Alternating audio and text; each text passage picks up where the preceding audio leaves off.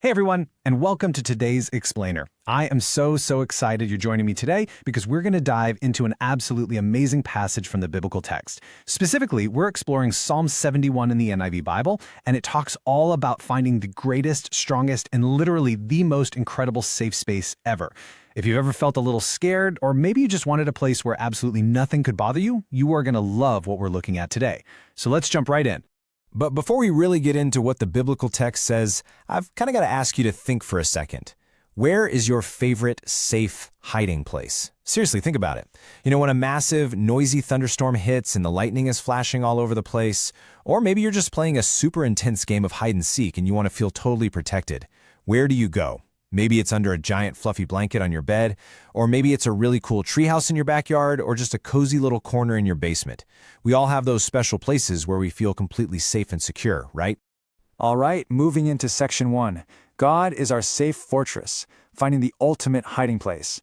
Right at the very start of the reading, we get this incredibly powerful opening line from the biblical text. It says, "In you, Lord, I have taken refuge." Now, what does it actually mean to take cover with Him? Well, imagine it suddenly starts pouring down rain, just a total downpour, and you run as fast as you can under a massive, solid roof. You're taking cover.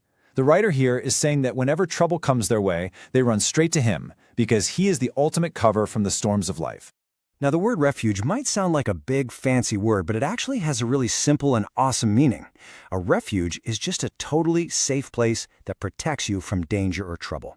I want you to picture Him as a giant, super strong, completely unbreakable castle. We're talking tall stone walls, heavy iron gates, and absolutely no bad guys or scary things can ever get inside. When you make Him your refuge, it's like you're stepping right inside that unbreakable castle. The biblical text continues by saying, "Be my rock of refuge to which I can always go, for you are my rock and my fortress." Have you guys ever tried to push over a massive boulder? You can't do it. It's solid, it's heavy, and it is literally impossible to knock over.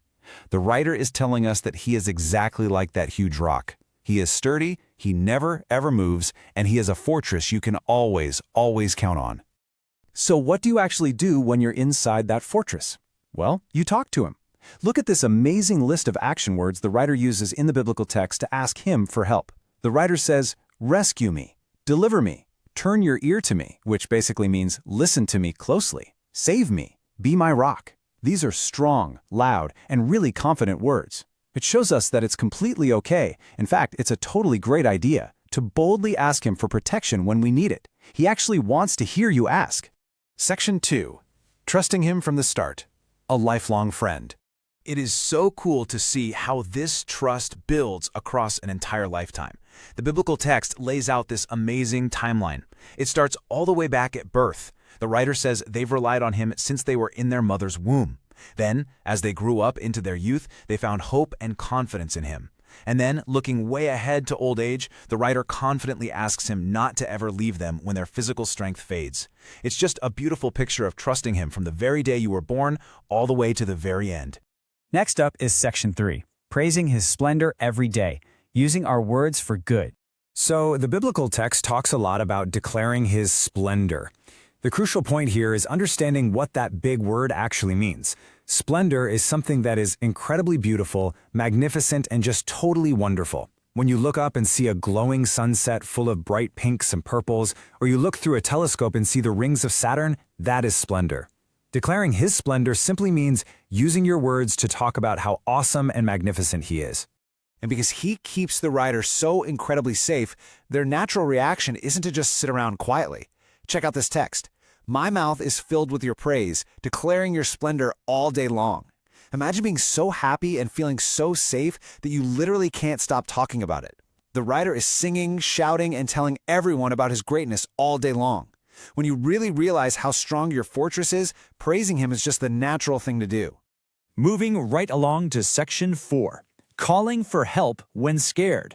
What to do when trouble comes. This comparison right here really brings the conflict to life.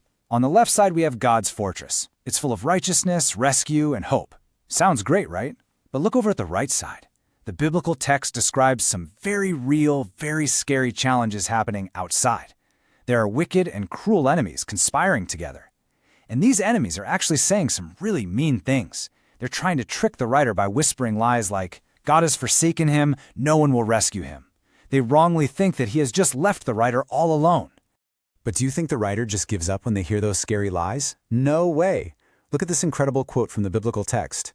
Do not be far from me, my God. Come quickly, God, to help me. This is such a great reminder for all of us. When things get scary, or when cruel things try to frighten us, we do not have to hide in fear. The biblical text shows us we can loudly and boldly yell out to him. We can literally say, hurry up, come quickly and help me. And because he is our rock, he hears us every single time. Which brings us to our final part, Section 5, a lifelong journey together. Never giving up hope. Look at this wonderful takeaway. Even when our own strength is totally gone, when we're super tired or older or just feeling like we can't take another step, he remains our strong refuge and our sovereign Lord forever. You see, we might get exhausted, but he never gets tired. He never loses his strength. He is always, always ready to be our safe hiding place, no matter how much time has passed. So I want to leave you guys with this final thought and challenge for today. If he is an unbreakable fortress, a giant, unmovable rock that has stood strong to protect you since the very day you were born, how are you going to choose to trust him today? Will you run to him when you're scared? Will you declare his splendor when you're happy? Just think about how you can step inside that safe place right now. Thank you so much for joining me for this explainer of Psalm 71. Keep exploring, and I'll catch you guys next time.